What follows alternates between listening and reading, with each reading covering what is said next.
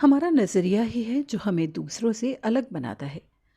हम सुखी होते हैं तो अपने नज़रिए की वजह से, क्योंकि हम उस तरफ देखते ही नहीं हैं जहाँ से दुख मिले।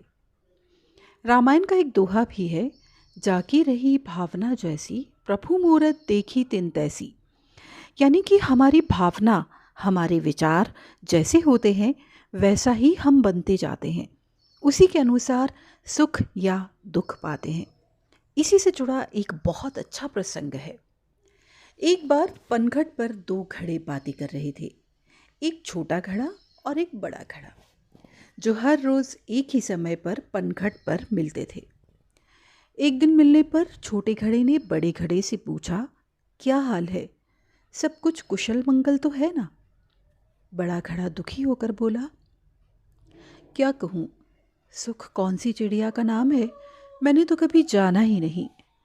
तुम देखते तो हो कि मैं हर रोज़ यहाँ से पानी से भरा हुआ जाता हूँ, मगर हमेशा खाली होकर वापस आता हूँ।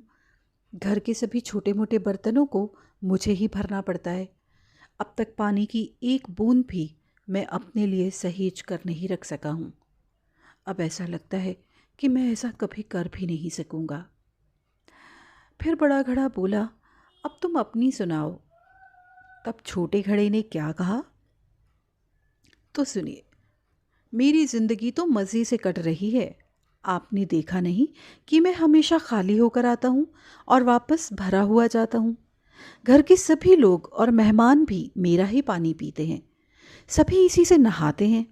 इसलिए मैं घर के हर सभी छोटे मोटे बर्तनों को भर कर रखता हूँ, और जब भी कोई बर्तन खाली होता है तो मैं तुरंत पनघट आता हूँ और भरा हुआ घर वापस जाता हूँ।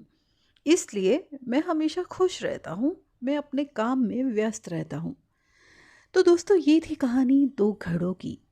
दोनों का अनुभव एक ही जैसा है, लेकिन दोनों की अनुभूतियों में परस्पर विरोध है। एक को दुख और दूसरे को सुख की अनुभूति होती है। मन स्थितियों के फर्क से ही अनुभूति में भी अंतर आ जाता है। एक को दूसरे के लिए कुछ करके खुशी मिलती है, तो दूसरे को वही काम करके दुख मिलता है। आपने गुलाब का फूल तो देखा ही होगा। कुछ लोग उसे देखकर सोचते हैं कि इतने सुंदर गुलाब के फूल में भी कांटे हैं, तो कुछ सोचते हैं कि इतने नुकीले कांटों के बीच भी खिला हुआ सुंदर गुलाब अपनी खुशबू चारों तरफ बिखेर रहा है। तो देखा आपने, हम अपने नज़रिए की वजह से ही खुश होते हैं और दुखी होते हैं।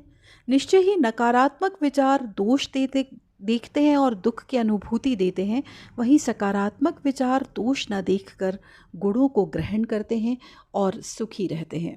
यदि आपको वीडियो अच्छा लगा हो तो इसे सब्सक्राइब, लाइक और शेयर ज़रूर करिए।